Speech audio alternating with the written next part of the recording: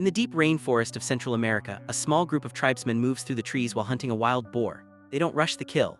Instead, they work together, guiding the animal toward a hidden trap. When the boar finally hits it, they end its struggle and begin the slaughter. Their young leader Jaguar Paw calmly shares the main parts of the meat among the group. Blunted, one of the men watches with hopeful eyes, wishing for the heart or the ears. Instead, he receives the most unwanted part. His friends tease him, saying it will help him have a child, and before realizing the joke, he eats it. The taste hits him at once and he burps in disgust. While the others burst into laughter, Blunted lunges at Paw, but their playful fight ends quickly when Paul's father, Flint Sky, steps in.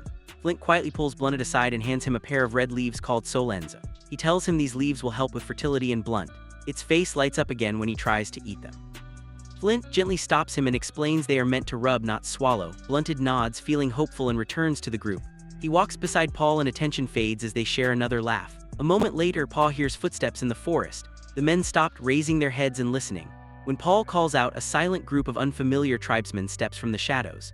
Their faces are tense, their eyes full of worry. One man offers fish as a gesture of peace, and Flint returns pork in respect. When the strangers signal, more people emerge, not hunters. An entire village on the move, filled with women, children, and wounded survivors. Their bodies are thin, their expressions hollow. Paw quietly asks what happened, but Flint stops him before the question is answered. The strangers explained only that their village is gone. Flint accepts their words, but tells his own men not to speak of what they saw. Seeing his son troubled, Flint later explains that fear is a sickness that spreads easily, and he doesn't want it inside their home. He promises to meet the elders at the sacred hill in the morning to seek guidance from their ancestors. Hollison's watching his young son play with a monkey nearby, surrounded by peaceful life and a pregnant wife who smiles warmly at him. Blunted, eager to test the Solenza, goes to his hut. His mother-in-law encourages him loudly, desperate for grandchildren. Moments later, Blunted and his wife burst out of the hut shouting for water, their bodies burning from the leaves. The whole village laughs as the couple runs in circles, overwhelmed by the fiery sensation. That night, joy returns to the community. They gather around the campfire, dancing and laughing under the dark sky, unaware of the danger approaching their world. The next morning, Paw drifts in a troubled dream. He sees the man from yesterday holding a beating heart. Warning him to run while a dog barks in the distance, the sound carries into the real world, pulling Paul Wick outside. The dog continues barking, sharp and restless in the quiet dawn. As Paw listens, the barking stops suddenly, leaving a cold stillness behind. Paw steps outside, since his alert and spots shadows moving between the trees. Raiders are approaching fast. He wakes his family at once and leads them away from the hut before the chaos reaches them. Screams rise as the attackers sweep through the village, catching many off guard. Some villagers fight back, but the force is overwhelming. Flint and Blunted stand their ground, swinging fiercely. His huts burn around them. Paul rushes his family toward an old empty well and hides them inside, praying it will keep them unseen. A raider catches sight of the movement and charges.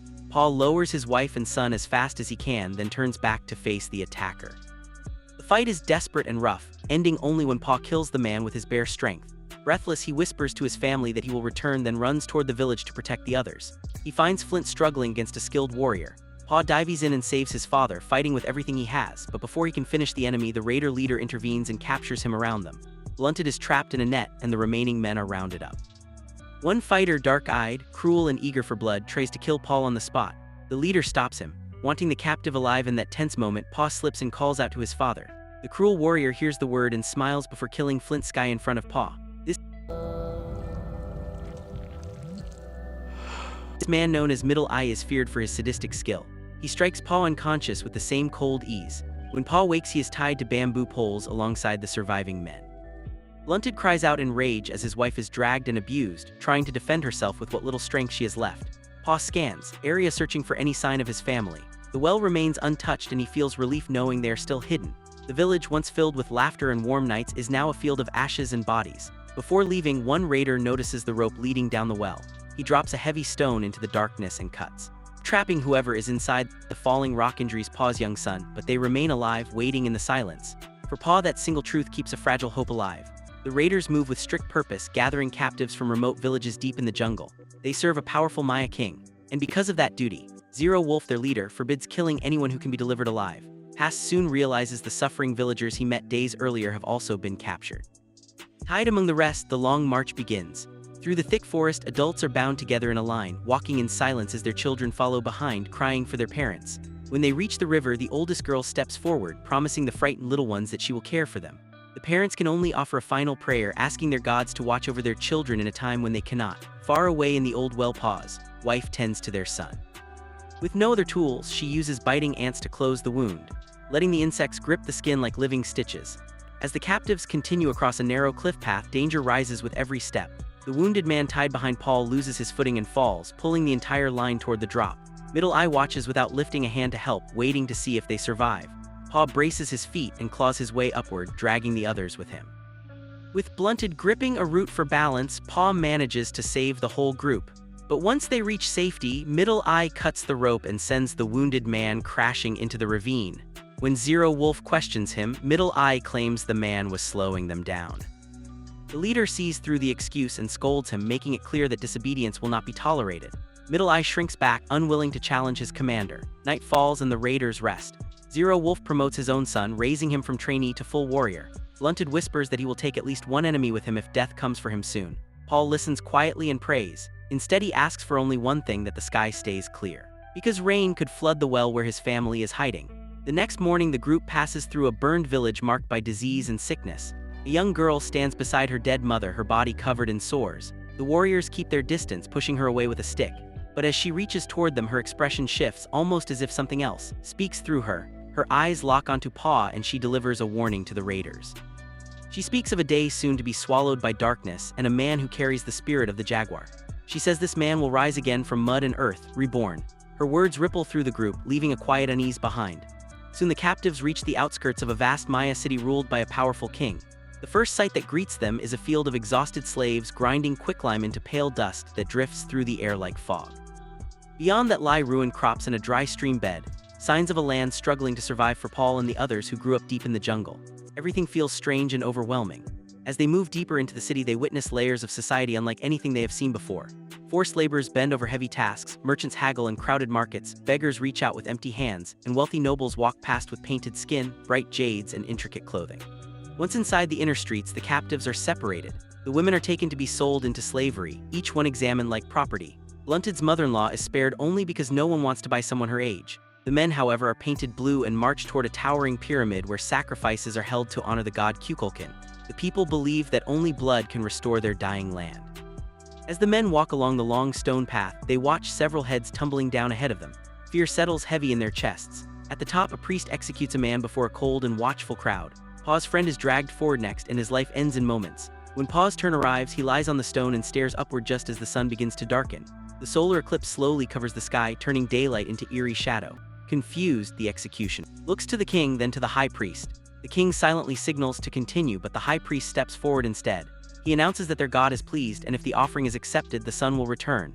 When the eclipse begins to fade and light breaks through again, the people cheer, believing their rituals have succeeded. The remaining captives are spared from sacrifice, but mercy does not follow. Instead, Zero Wolf orders that the men be taken to the hunting grounds. The rules are simple.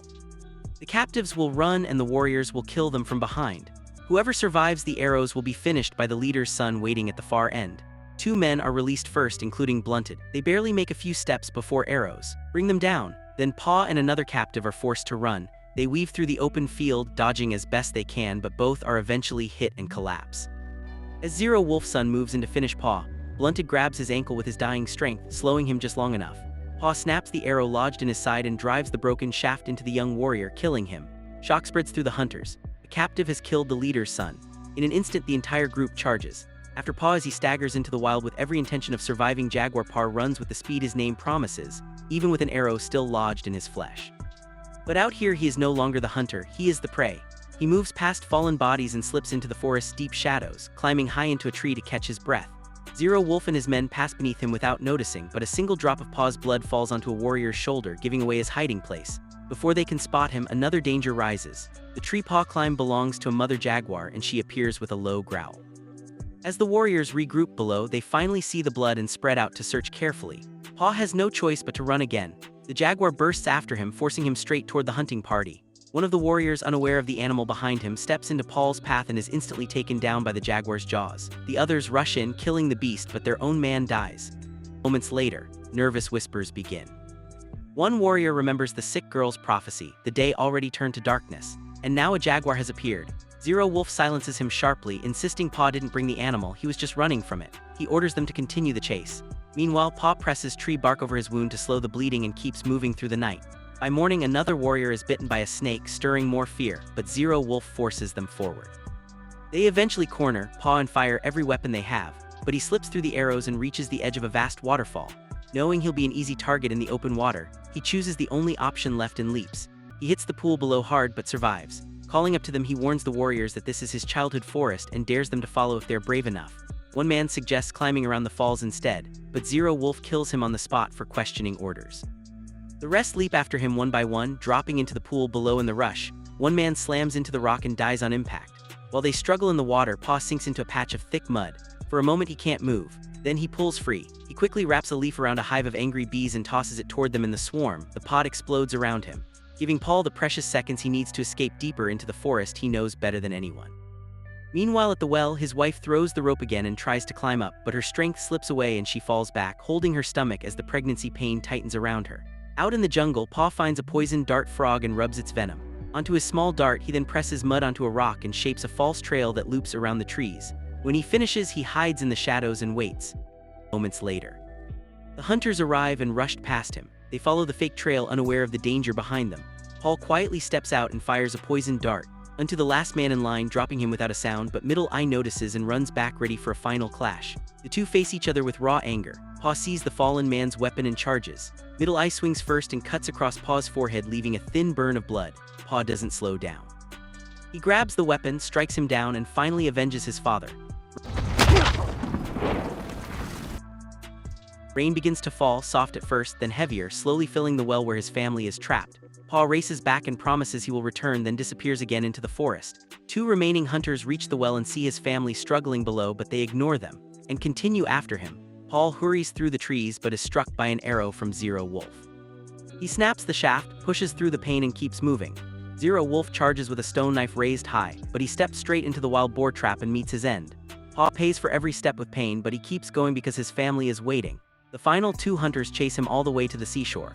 All three stop when they see ships rising out of the mist, Spanish vessels drifting toward land, while the hunters stare at the strangers in confusion. Paw slips away into the jungle, back at the well. His wife gives birth to a baby boy, barely able to hold herself up in the rising water. Just when her strength nearly fades, Paw returns and frees them. He gathers his family close as the rain eases around them. His wife quietly wonders if they should go toward the strangers, but Paw refuses. He says they must return to the forest, the place that shaped them and keeps their spirit alive. Subscribe and turn on notifications for more content. Thank you for watching.